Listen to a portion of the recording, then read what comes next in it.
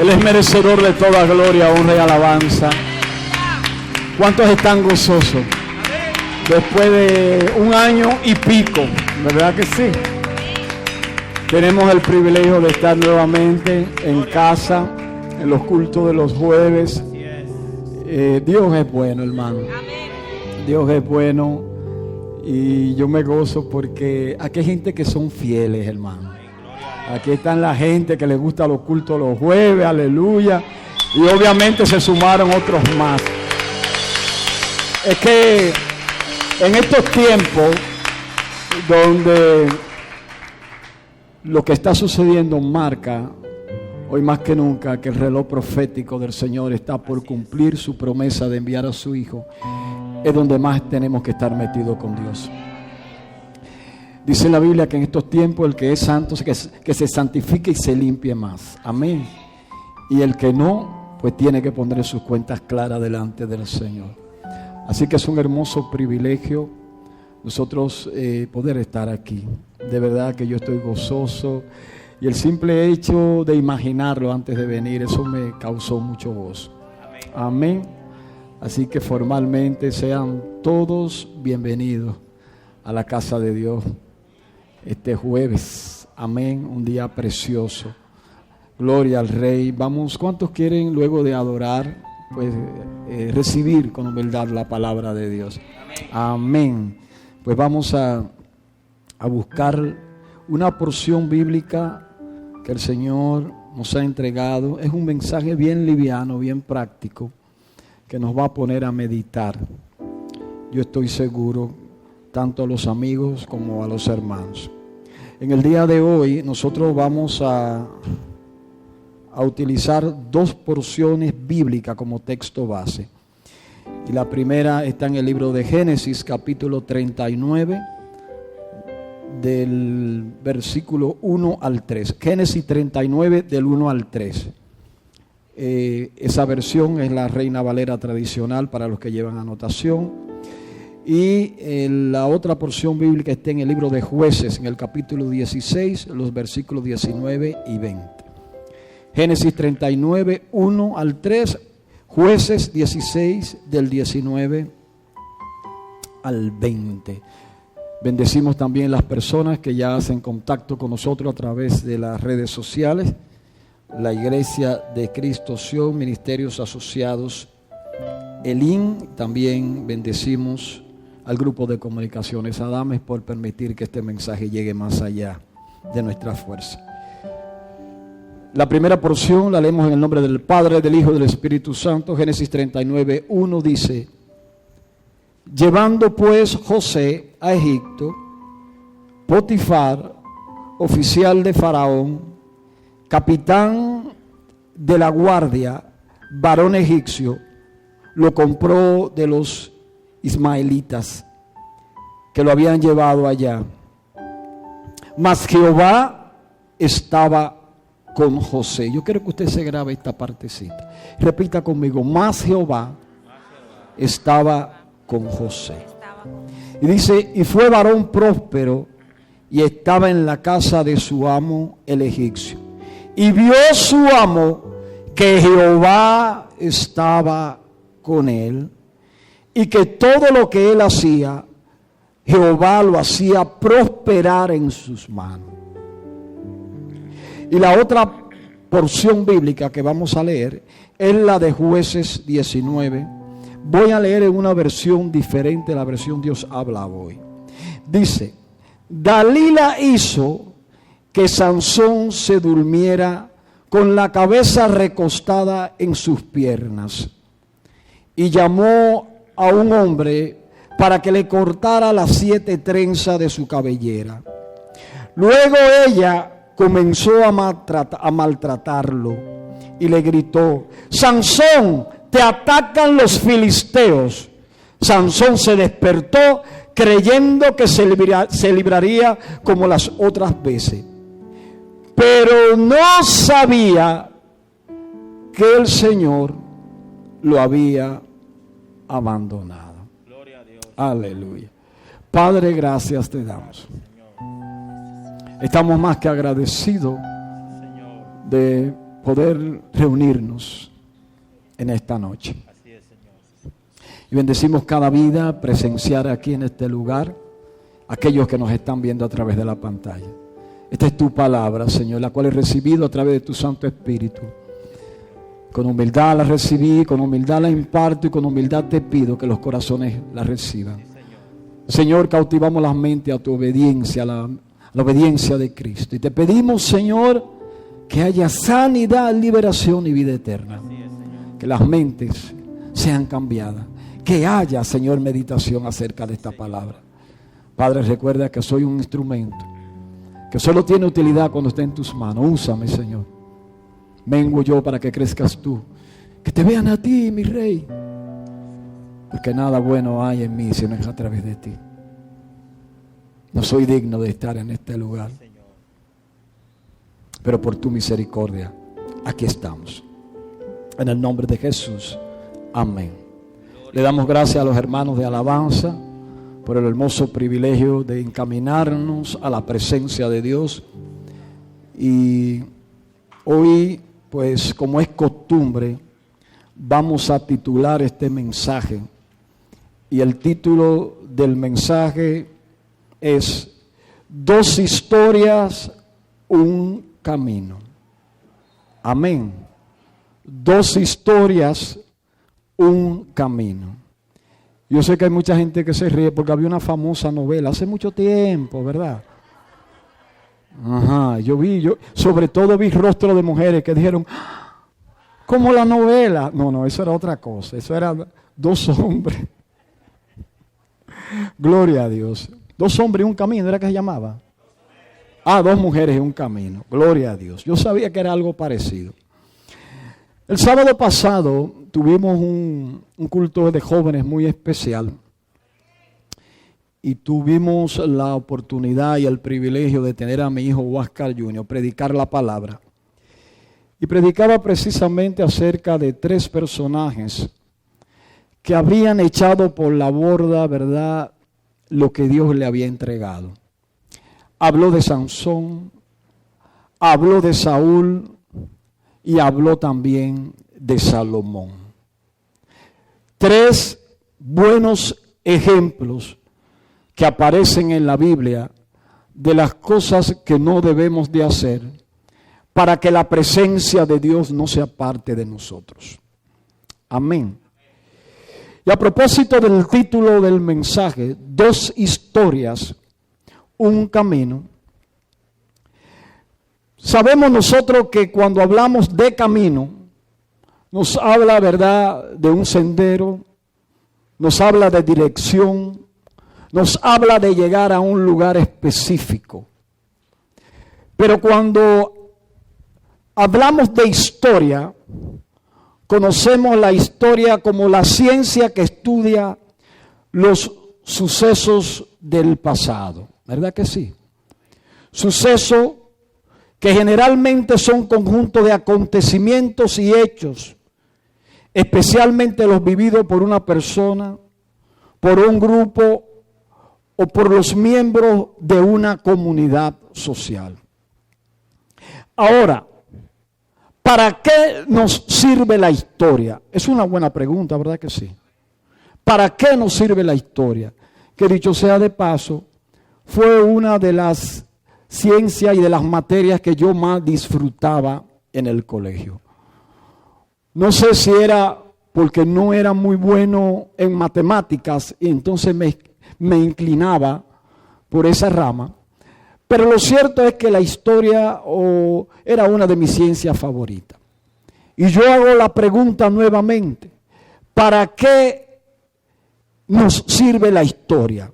Y en mi nota yo pongo lo siguiente. Dice, para conocer acerca de nuestros pasados hechos relevantes, ¿verdad?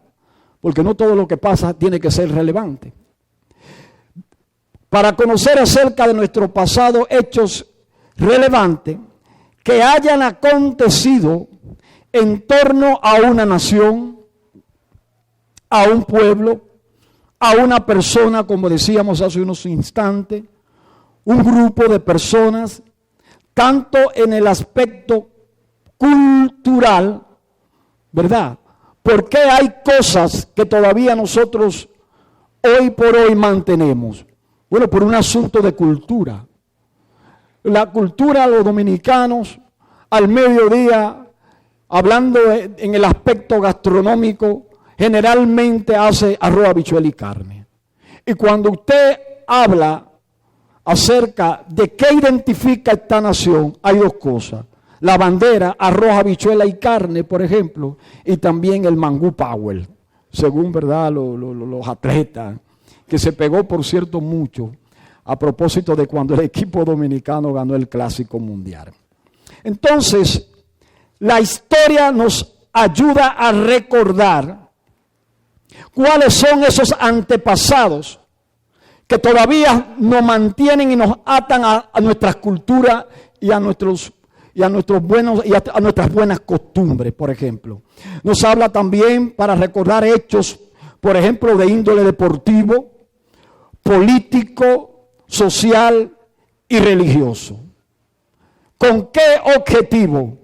Con el objetivo, escuche bien, de enmendar, reparar o castigar cualquier falta pasada de nuestros ancestros, o sencillamente para mantener viva una buena costumbre de tradición social. Cuando decimos, y vuelvo y repito, ¿para qué nos sirve la historia? Mencionando cada una de las cosas que acabo de decir. Entonces, cuando uno sabe qué pasó en el pasado, sobre todo en los ancestros, eso nos permite, dice aquí, enmendar o reparar cualquier daño que nuestros ancestros hayan hecho antes. Por ejemplo, hace un tiempo atrás, la iglesia tradicional tuvo que pedir perdón en voces de su máxima autoridad en el Vaticano por un hecho histórico que había sucedido hace cientos de años atrás. Entonces, la historia nos ayuda a recordar eso. La historia nos ayuda a enmendar y a reparar cosas. Pero también la historia nos ayuda a mantener buenas tradiciones y buenas costumbres. Por ejemplo, cuando hablamos de la Navidad, ¿verdad? Es una época que aquí los dominicanos, eso es tremendo. Para los norteamericanos, los días de acción de gracia son días de costumbres, de buenas costumbres que a través de los años se mantienen y que a través de generaciones en generaciones son costumbres vivas de una historia pasada que todavía hoy se puede recordar vivamente. ¿Se está entendiendo, verdad que sí? Gloria a Dios. En base a lo que acabamos de decir, vamos a plantear tres enfoques fundamentales desde la óptica obviamente bíblica o espiritual. Y vamos a ver, en base a lo que dijimos, para qué nos sirve la historia. Dice que, número uno, la historia nos ayuda a enmendar errores del pasado, ya lo dijimos. Pero ahora vamos a poner un ejemplo bíblico. Dice, perdonar o pagar una deuda de alguien. Hay gente que lamentablemente tenían una deuda desde hace mucho tiempo y posiblemente murieron. Y los que se quedaron lamentablemente con la deuda fueron a donde la familia del deudor, y mira, fulano murió, yo tengo aquí comprobante, y se murió y quedó debiéndome X cosa. Eso hace muchos años ya. Ahí está, hay prueba, la historia prueba que es así. Bueno, pues entonces vamos a pagarte. Interesante, ¿verdad? Entonces, desde la óptica espiritual, hay un ejemplo. ¿Cuántos conocen en el libro de Esther la historia de un hombre llamado Mardoqueo? El tío de Esther, un hombre de Dios, que cuando aquella jovencita recibió el privilegio de sustituir a la reina Vasti por haberse insubordinado a su rey, pues aconteció que el rey Asuero tenía enemigos en el reino. Y Mardoqueo que era un hombre que siempre se mantenía vigilante, descubrió que había una conspiración contra el rey. Este hombre había salvado el reino. Este hombre le había salvado el pellejo al rey. Sin embargo, como era costumbre de aquella época, no se le había reconocido lo que él había hecho. Y como hay un Dios en el cielo, dice que aquella misma noche, Ester 6:1, se le fue el sueño al rey. A usted le ha pasado así, que se le va el sueño, usted comienza a pensar cosas y usted se acuerda de cosas que no se acordaba. Lo peor de todo es que no duerme. Eso le pasó al rey. Y dijo que le trajesen el libro de las memorias y crónicas, que era costumbre de los ancestros. Todos los reyes, aleluya, tenían un libro cronológico de historias, de sucesos que habían acontecido. Y ellos de vez en cuando lo leían. ¿Sabía usted que también en el reino de los cielos hay un libro cronológico de nuestras costumbres, de nuestra historia? O sea, de las cosas que hacemos. Un libro que va a ser en algún momento mostrado, ¿verdad? Donde toda nuestra historia, todos nuestros hechos y sucesos van a ser planteados delante del rey. Aquel día cuando el Señor nos llame delante de su trono. La hermana Iris hizo tal o cual cosa. Gloria a Dios, qué bueno, porque fue para adorar a Dios. O no hizo tal y cual cosa. Amén. Vamos a ser juzgados. Pues así mismo dice que el rey estaba leyendo sus crónicas y entonces hallaron escrito que Mardoqueo había denunciado el complot de Bigtán y de Teres, dos eunucos del rey de la guardia de la puerta, que habían, dice aquí, procurado poner mano al rey Asuero. Y dijo el rey: ¿qué honra o qué distinción se hizo a Mardoqueo por esto? Y respondieron los servidores del rey, sus oficiales: nada se ha hecho con él. Entonces el rey llamó a uno de sus hombres de confianza, al señor Amán, que dicho sea de paso, tenía algunas resillas con Mardoqueo. Ellos no se gustaban. Y Amán estaba planificando destruir a los judíos, que era, verdad, el pueblo de la reina Ester. Aconteció que Amán fue llamado por el rey Asuero. Y cuando preguntó: ¿qué crees tú que se le puede hacer a un hombre que haya librado al rey de una conspiración? Y pensando él que se trataba de él, dijo: no, pero a ese hombre hay que exaltarlo. A ese hombre hay que vestirlo de un hombre importante. Hay que ponerle vestiduras reales. Hay que montarlo en un caballo, pasearlo por toda la plaza del pueblo, pregonando lo que él había hecho. Y entonces el rey dice: hágase así como tú dices con Mardoqueo, puesto que he leído en mis crónicas históricas y nada se le había hecho ni se le había reconocido. Entonces la historia, aleluya, nos permite de alguna manera enmendar errores que en el pasado, de alguna manera u otra, hayamos cometido y que hoy, leyéndolo y teniendo el conocimiento, podamos enmendarlo. Yo no sé quiénes de ustedes aquí tienen una deuda pendiente hace mucho tiempo, que tiene que pedirle perdón a alguien, porque al final el mensaje de eso se trata. No es que vengamos a leer historia aquí solamente. Esto es un mensaje que tiene que hablarle al alma. Gente que en la historia sabe que hace mucho tiempo tiene que pedirle perdón a alguien o reconocerle a alguien que hizo algo bien hecho. Fulano de tal fue el que te recomendó en el trabajo que tú tenías, que dio buena referencia de ti. Que es más, ese trabajo se lo ofrecieron a él. Y como tú no tenías ese puesto, él te recomendó a ti. Pero a ti se te olvidó eso. Hoy te ha ido más que bien. Y en tu libro de historia, tú debes recordar que esa persona, aunque sea, llévale un equimalito y dile, hermano, gracias. Porque después de Dios, tú fuiste el instrumento que Dios utilizó para bendecirme a mí con esta posición laboral. Amén.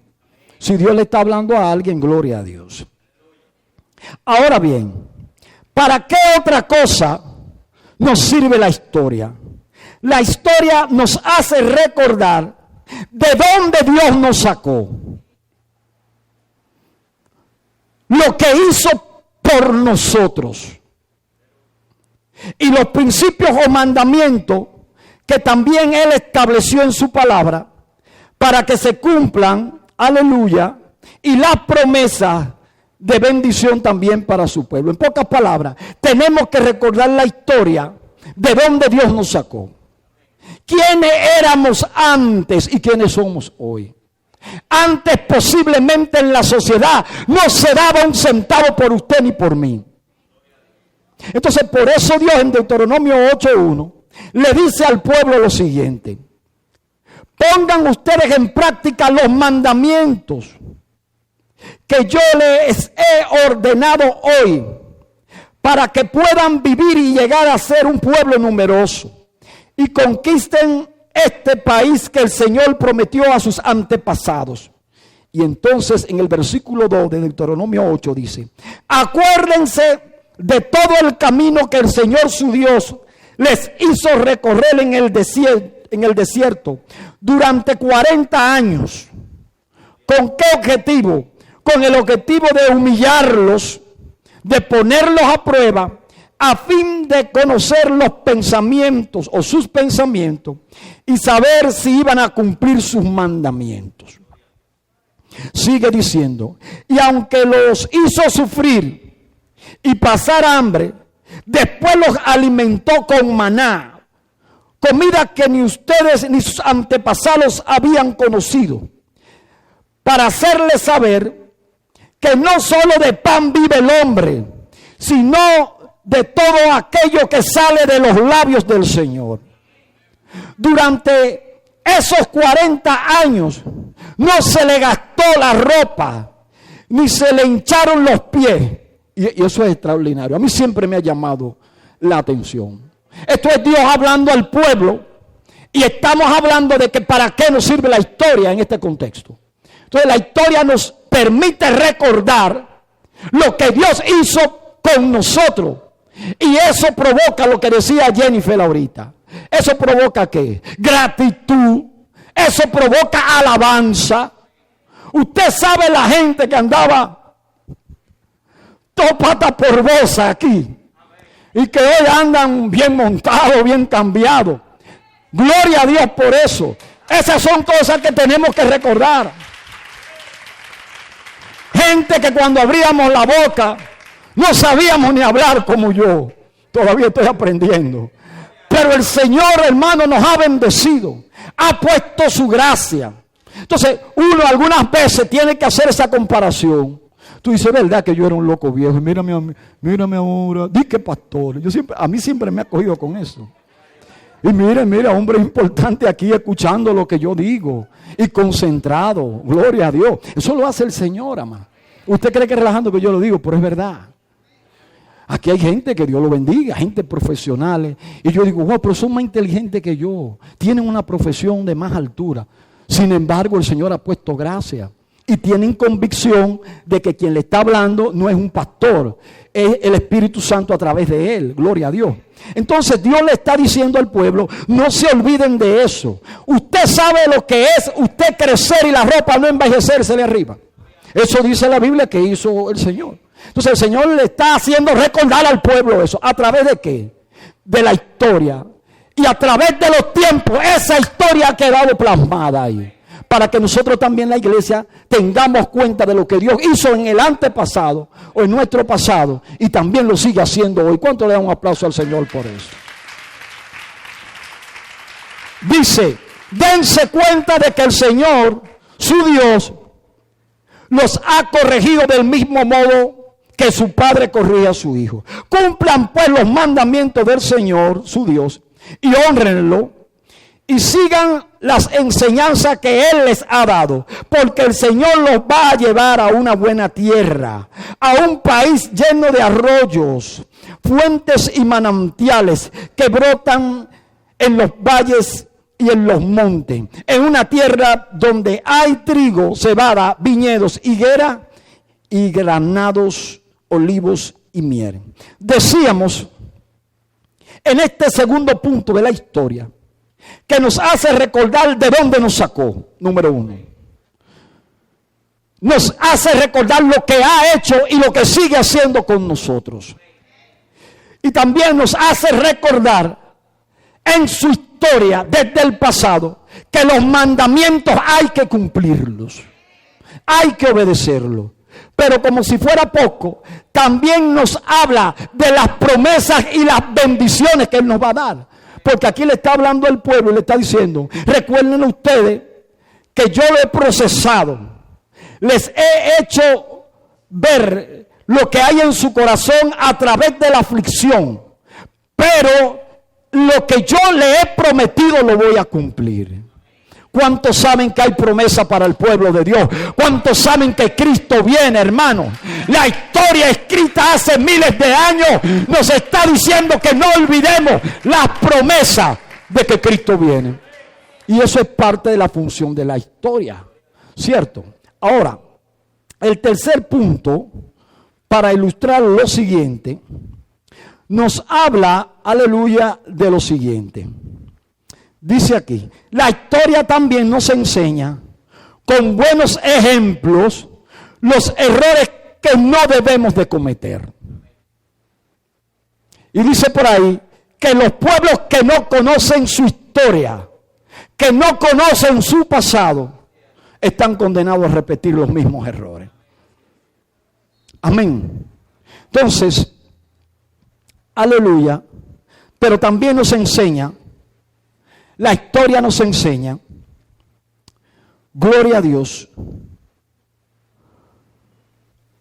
cuál es la puerta que conduce que conduce al camino de la salvación. Porque eso está escrito en la palabra. Nos enseña también a andar bajo la presencia de Dios. Y tomando en cuenta esto último dicho, es mejor aprender de los errores de los otros que de los errores de uno mismo. Por eso tenemos que leer la Biblia. Por eso tenemos que leer lo que dice la Biblia, para no repetir los errores de aquellos que no lo hicieron bien. Y seguir haciendo lo que aquellos sí hicieron bien, que hoy por hoy ha sido una gran bendición para el pueblo de Dios. Y para ser coherente, como decía mi suegro, que en paz descanse, volviendo a la historia que en principio hablamos, tenemos dos personajes. El personaje de José y el personaje de Sansón. Dos historias diferentes, pero un camino al cual debemos de seguir. La Biblia dice en Mateo 7:13, entren por la puerta estrecha, porque es ancha la puerta y espacioso el camino que conduce a la destrucción, y muchos entran por ella. Yo siempre digo que esas puertas se parecen a la puerta de los hoteles, todo incluido. Usted ha ido a esas puertas, eso es majestuoso. Y usted, hermano, que es ingeniero, con lo que se hace en una garita de esa, en una entrada de esa, se hacen como 10 casas. Porque ahí se invierte dinero. ¿Cuál es el objetivo? Que la gente vea la puerta ancha, una puerta atractiva. Entonces eso simboliza el mundo. Y cuando usted ve esa puerta ancha, aleluya, todo el mundo quiere entrar. Y yo sé que estamos, ¿verdad?, rapidito, pero hay un cuento por ahí que yo no quiero dejar de decir. Resulta que un hombre está al borde de partir de este mundo. Entonces se le da la oportunidad tanto a Satanás como al típico San Pedro, que es el hombre que viene como a... Según esas historias, ¿verdad? Para que usted se ríe un poquito. Vienen a venderle, cada uno viene a venderle, San Pedro viene a venderle el reino. Mira, allá en el cielo, eso es terrible. Eso no tiene comparación. Si tú ahora cuando te mueras, antes de morir te elige a Cristo, tú te vas a ir al cielo. Y allí, mira, es indescriptible lo que va a pasar allí. Allí no hay dolor. Allí las calles son de oro, el mar es de cristal. Y nos las pasamos adorando a Dios las 24 horas. Y entonces él vendió, ¿verdad? Lo que le correspondía. Y luego vino Satanás, que el Señor lo reprenda. Y dijo, mire varón, él le dijo lo que allí hacen, pero yo le voy a pasar yo le traje un video para que usted vea qué es lo que se hace en el infierno. Y entonces le han pasado un video al hombre. Y muchas mujeres, y mucha playa, y mucho gozo. Y mucho alcohol. Y mucho de eso mismo. Y el hombre que era medio mundano y tenía una lucha interior, dice, no, pero no, el infierno no es como me lo pintaron. Y dice, no, yo me voy para el infierno porque eso es lo mío. Y cuando el hombre llegó allí, hermano, todo era penumbra, sufrimiento, desolación, de todo, menos lo que le habían mostrado. Entonces cuando el hombre le reclamó a Satanás le dice, no. Lo que pasa era que estábamos en campaña. Y en campaña todo se vale. Gloria a Dios. Entonces, aleluya. La puerta ancha simboliza todo eso. Pero cuando usted entra, es todo lo contrario a ese camino. Sin embargo, pero estrecha es la puerta y angosto es el camino que conduce a la vida, y son pocos los que lo encuentran. Este camino, esta entrada no es muy atractiva, porque esta entrada muchas veces se revela por misericordia. Son pocos los que la encuentran. Son pocos los que saben dónde están, porque es revelada a quien Dios quiere y cuando Él quiera. Porque esto no es de quien más quiera, sino de aquel que Dios tenga misericordia, hermano. Y Dios le revela esta puerta a quien Él quiera. Ahora, nosotros ahora mismo, todavía hay tiempo, le estamos diciendo a los amigos que elijan esa puerta. No es atractiva porque no lo es. Pero al final, en el camino, hermano, hay garantía de que vamos a llegar a puerto seguro. Entonces, estas dos historias, número uno, estas dos historias simbolizan lo que acabamos de decir. Uno que escogió y entró por la puerta estrecha y otro por la ancha. Dos historias, un camino. En esta vida o en lo espiritual para llegar al cielo no hay dos caminos, hay uno. Y hay que escogerlo ahora. Entonces, ¿quién era José?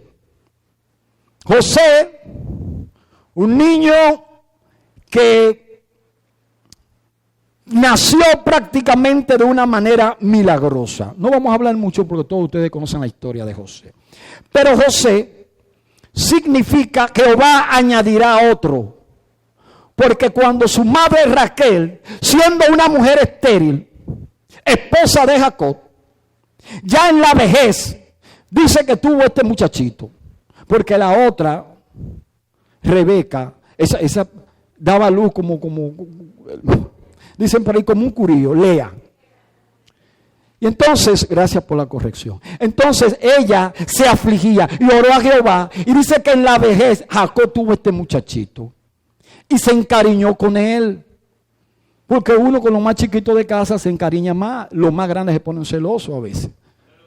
Pero es que son como ameritan más cuidado. Algunas veces cuando yo vengo de la capital y esos sitios, le traigo 2 boloncitos a cada uno, y Gualeca dice, ¿y el mío dónde está? Entonces ya, y el varón también me lo reclama.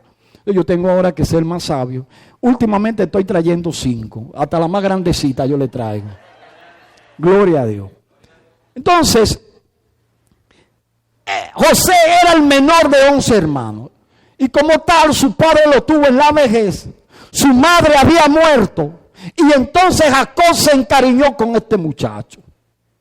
Y lo sobreprotegía. Y le puso una túnica de colores que era diferente a los de los más hermanos. Y este muchacho tenía una particularidad, que era soñador.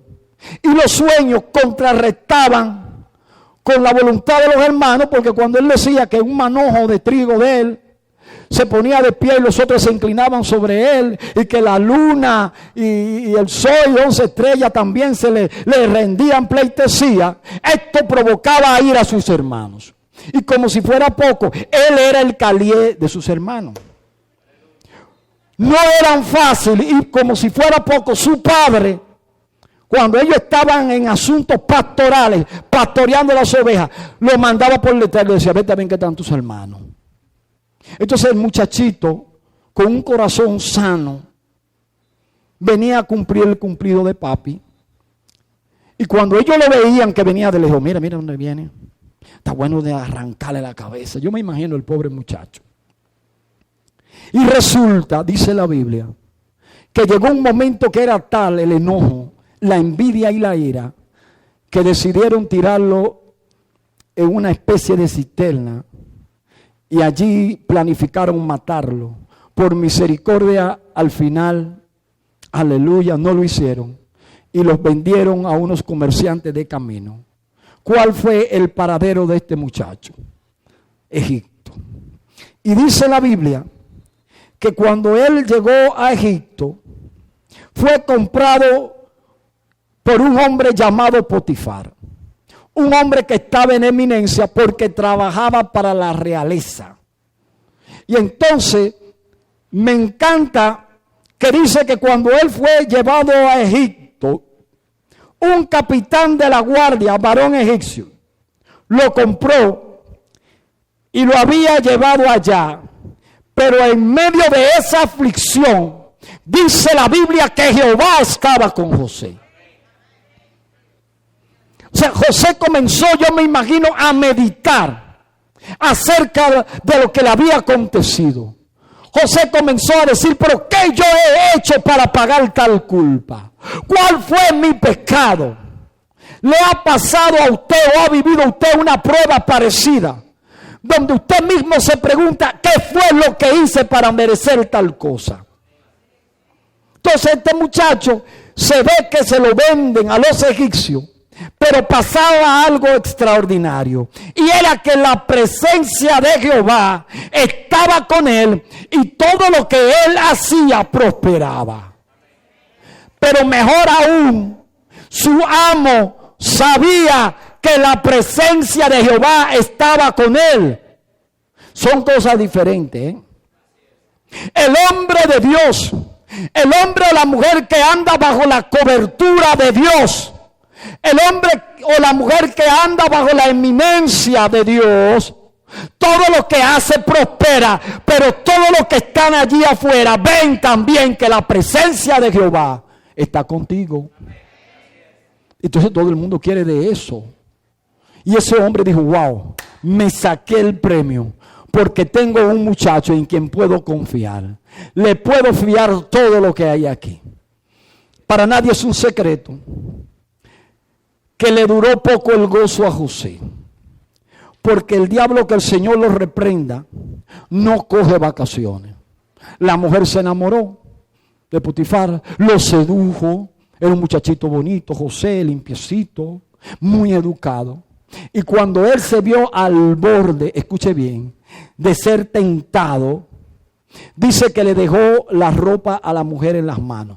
No sabemos si ella se la quitó, No sabemos si él se la había quitado, no vamos a entrar en detalle porque eso no es el asunto, pero sí sabemos que él estuvo al borde de caer y dijo a aquella mujer: todo lo que hay aquí se me ha confiado, menos a ti que eres la esposa de mi amo. Líbrame, Jehová, de yo faltarle a Dios y a mi amo, que me ha dejado como cabeza de esta casa en estos instantes.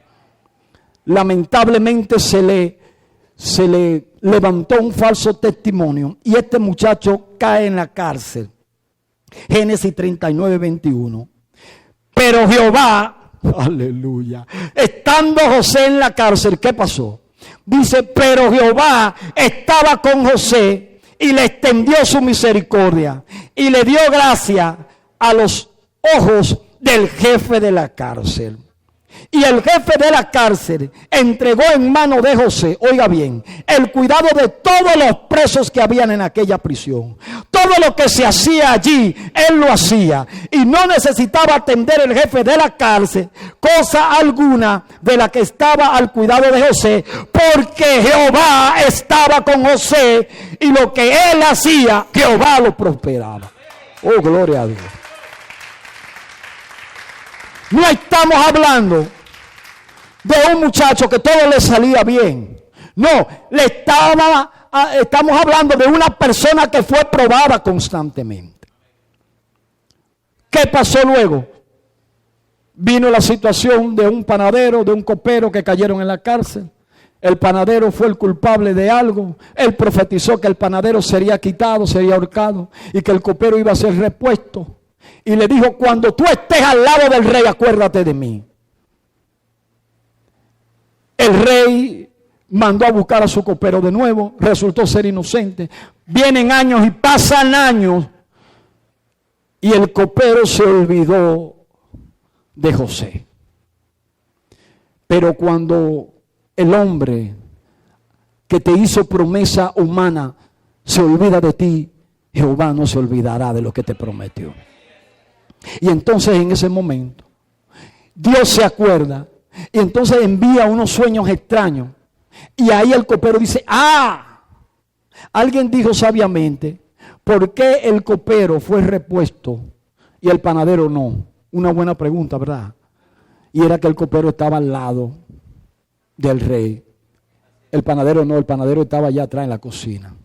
Tenía que probar los alimentos que no estuvieran contaminados, pero el copero estaba al lado del rey. Y el que estaba al lado del rey siempre estaba asuntando. ¿Me entendió? Aquí le llaman comeboca. El hombre sirviendo el vino, porque usted sabe que he tenido algunos sueños, y él escuchando ahí, algunos sueños terribles. He soñado que unas vacas flacas salen y que unas gordas vienen. Estoy contrariado. Entonces ahí él dice: mi rey, yo conozco un muchacho que tiene la capacidad de discernir sueños. Mandan a buscar a José. José fue delante de la presencia del rey. Y usted que conoce la historia, dice que Jehová lo exaltó.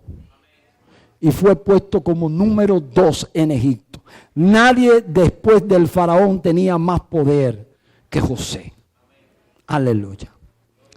La primera parte de la historia, ¿verdad que sí? Pero ahora hay una contraparte. Y con esto ya vamos terminando. La contraparte de un hombre llamado Sansón. Dice la Biblia que en Jueces 13:1, pero los israelitas volvieron a hacer lo malo delante de los ojos del Señor, y el Señor los entregó al poder de los filisteos durante 40 años. En Sorá, de la tribu de Dan, había un hombre que se llamaba Manoa. Su mujer nunca había tenido hijo porque era estéril, pero el ángel del Señor se le apareció a ella y le dijo: tú nunca has podido tener hijos, pero ahora vas a quedar embarazada y tendrás un niño. Pero no tomes vino ni ninguna otra bebida fuerte, ni comas nada impuro, pues vas a tener un hijo que no se deberá cortar el cabello, porque ese niño estará consagrado a Dios como nazareo desde antes de nacer, para que sea Él quien comience a librar a los israelitas del poder de los filisteos. Todos conocemos la historia de Sansón y no vamos a entrar tampoco en mucho detalle. Solo queremos ver la oposición de la historia. Dos jóvenes brillantes, dos historias, pero uno escogió el camino correcto y el otro no. Uno comenzó bien, pero no terminó bien. Y el otro no comenzó bien, pero terminó bien. ¿Por qué? Porque entró por la puerta pequeña, por la puerta angosta, que garantiza el camino de la salvación, y el otro no. Entonces, Sansón fue un promiscuo, hermano. Sansón fue un hombre, primero, que se le impuso a sus padres, porque vio a una mujer filistea y dijo: esa es la mujer que quiero para mí. Y sus padres le dijeron: pero ¿acaso no hay mujer en este pueblo? No, esa es la que yo quiero, y ustedes me van a celebrar la boda. Y dice que esto desagradó a sus padres, pero de alguna manera Dios lo permitió porque había un propósito. Dice que cuando él iba camino, ya cuando se iba a casar, se desvió del camino, dice, y vio un león que había muerto ya hace mucho tiempo, y dentro del cuerpo del león había un panal de abeja. Y dice que él tomó miel de allí, comió, fue y se la llevó a su padre, y no le dijo a su padre: usted sabía que esto era abominación contra Jehová, que no se podía comer ni tocar animal muerto. Pero él también utilizó esto como una especie de juego, porque le dijo a los filisteos: si ustedes adivinan lo que yo le voy a decir, entonces yo le voy a dar un premio, lo voy a vestir de lino fino a esa persona que naca. Ajá, ¿y cuál es el premio? Dice que aquel que quería comida, de él salió alimento. Y también salió un alimento dulce. Era como una especie de adivinanza. Que resulta que cuando la mujer con la que él se iba a casar, dice que le dio 7 días para que adivinara el pueblo lo que él trataba de decir. Pero nadie podía adivinarlo hasta que la mujer lo convenció. Entonces Sansón tenía una debilidad, y era que se dejaba persuadir. Se dejaba persuadir por costumbres extrañas. Hay hombres, mujeres de Dios, que lamentablemente se dejan persuadir fácil. Se dejan arrastrar. Entonces Sansón tuvo un problema con esa mujer, al final se dejó. Tuvo otra situación donde con una quijada de burro mató a 1000 filisteos. Pero ¿dónde queremos llegar? Dice que Sansón, en medio de esos arranques carnales, también se llegó a acostar con una prostituta. Porque el hombre, hermano, si veía una falda con una escoba con falda, le marchaba. Y como si fuera poco, conoció también una mujer llamada Dalila, que fue un instrumento de Satanás, que fue utilizado para revelarle el secreto de su fuerza, cosa que él no podía hacer, porque era un don que Dios le había dado. Y dice que en medio de chantajes, adivinanzas y relajos, él decía aparentemente, o revelaba lo que era o dónde radicaba el poder de su fuerza, y posteriormente resultaba ser mentira. Cuando decía: Sansón, viene el faraón, vienen los filisteos, pero él se levantaba y los asesinaba. Entonces dice que Dalila se sintió muy triste y siguió persuadiéndolo. Al final, para yo no cansar, y el pianista que suba, por favor, dice que finalmente Sansón reveló de dónde provenía su fuerza. Entonces en Jueces 16-19 termina esta historia. Dalila hizo que Sansón se durmiera con la cabeza recostada en sus piernas. No es una cosa que ameme más a un hombre que acostarse en una pierna de una mujer. Sobre todo si es una mujer elegante y si es su esposa, la mujer que usted ama, ¿verdad que sí? Digan amén los hombres, ¿eh? Ok. Entonces, dice que allí, estando en la pierna de la mujer, aleluya, ella comenzó después luego a maltratarlo. Le cortó la cabellera y comenzó a maltratarlo, porque había logrado su objetivo. Dijo: échate para allá, ya yo logré lo que yo quería. Y dice que gritó: Sansón, te atacan los filisteos. Y Sansón despertó creyendo que se libraría como las otras veces, pero no sabía que el Señor lo había abandonado. Fue capturado, le sacaron los ojos y lo pusieron como un payaso de circo para los filisteos reírse de él.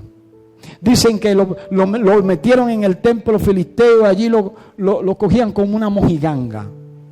Usted ha oído eso, es un dicho dominicano. Lo tienen de mojiganga, sobre todo los nietos a los abuelos, que hacen y deshacen, se les suben. Yo recuerdo que antes mi mamá, usted le rompía una rosa, una hoja, y usted tenía una pela. Ahora los nietos van, rompen, hacen de todo y se les celebran los chistes. Bueno, ella sigue siendo un poquito dura con ellos, pero en sentido general los abuelos son mojigangas muchas veces de los nietos. Y así tenían a Sansón. Finalmente Sansón, por la misericordia de Dios, clamó al Señor. Y le dijo a unos niños: mira, pónganme aquí en medio de las dos columnas principales. Y dice que allí clamó el Señor. Se arrepintió. Y cuando empujó las columnas, el templo completo se derribó. Y dice que aquel día murieron miles de filisteos como nunca antes. La pregunta es la siguiente: ¿este era el final que Dios quería para Sansón? No, hermano. No. Hay muchas personas que tienen promesa de Dios, pero se alejan del propósito del Señor. Abandonan el propósito de Dios. ¿Qué estamos viendo aquí, a final de cuentas, para concluir? Dos historias y un camino. Aleluya. Ambos jóvenes tuvieron la oportunidad de nacer de una manera milagrosa, ¿sí o no? Sí, hermano, de dos mujeres estériles. Pero uno de ellos fue profetizado como que iba a hacer algo grande. Uno de ellos fue profetizado como un héroe. Uno de ellos se le dio todo lo que quería. Uno de ellos era famoso. El otro pasaba por desapercibido. El otro no era famoso, pero era humilde de corazón. Uno de ellos era bien fuerte, otro era débil. Uno de ellos tuvo cuidado de su padre y lo honró hasta la muerte. El caso de José. El otro no. Deshonró a sus padres. Uno de ellos tuvo a su padre y a su madre para recibir el buen consejo. El otro era huérfano de madre y su padre ya era viejito. Ya no podía jugar como muchos niños sueñan jugar. Porque hay hombres, hermanos, que tienen niños en la vejez y ya la velocidad, ni el ánimo, ni la energía les da. José no tuvo el privilegio de que su padre jugara con él. Sin embargo, uno de ellos escogió el camino correcto y el otro no. Esa fue la gran diferencia. Uno de ellos eligió correctamente amar y perdonar a pesar de las adversidades. Y el otro hasta cierto punto tenía rencor en su corazón. Oh, gloria al Rey. José fue exaltado por Jehová porque en todo tiempo mantuvo un corazón apacible, humillado delante de la presencia de Dios, esperanzado en que en algún momento Jehová se iba a acordar de él. Por eso siempre se mantuvo en el camino a pesar de las adversidades que enfrentó. Se mantuvo en todo tiempo fiel a Jehová y a su amo terrenal. Pero sobre todas las cosas nunca se quejó. En la Biblia usted nunca encuentra y José se quejó por lo que le estaba aconteciendo. Nunca. Uno de ellos escogió la puerta angosta y el otro escogió la puerta ancha. Aleluya. Uno de ellos, cuando fue probado carnalmente, eligió serle fiel a Dios. El otro fornicó, contaminó su espíritu porque se acostó con una ramera, contaminó el templo, el cuerpo que dice que es templo del Espíritu. La Biblia dice que el que se acuesta con una ramera, uno se hace con ella. Bendito sea el nombre del Señor. En definitivas, hermanos, lo que quiero es dar ejemplo de que el mundo está lleno de historias. Muchas historias donde se nos pintan muchas cosas lindas, pero solamente un camino conduce a la salvación y a la presencia de Dios.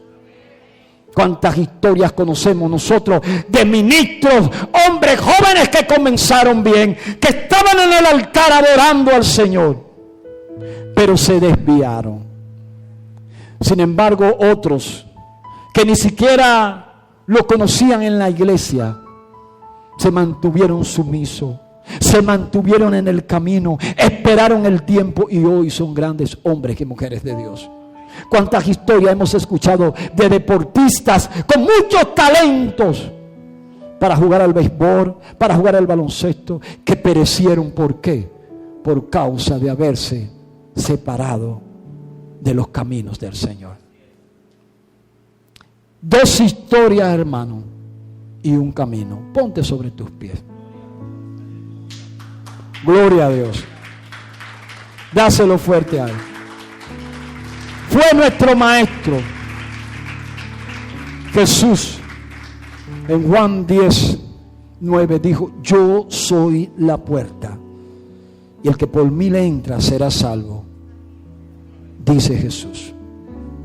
Jesús dice: yo soy la puerta. Jesús dice: yo soy el camino. Aleluya. Y dice esta parte aquí, con esta termino, dice: no se angustien ustedes, crean en Dios y crean también en mí. En la casa de mi Padre hay muchos lugares donde vivir. Si no fuera así, yo se lo hubiera dicho, que voy a preparar un lugar, y después de irme a prepararles un lugar, vendré otra vez para llevarlo conmigo, para que ustedes estén en el mismo lugar donde yo voy a estar. Ustedes saben el camino que lleva a donde yo voy.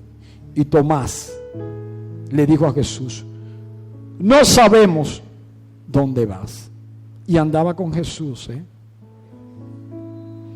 Porque este es un mensaje para los amigos, pero es para la iglesia. Porque hay gente que están en estos caminos, pero no saben a dónde conduce el camino y lo que hay que hacer para mantenerse en él. Entonces el Señor le dice: Tomás, aleluya. Oh, gloria a Dios. Jesús le contestó a Tomás: tú no sabes quién es el camino. Yo soy el camino, la verdad y la vida, y nadie va al Padre si no es a través de mí.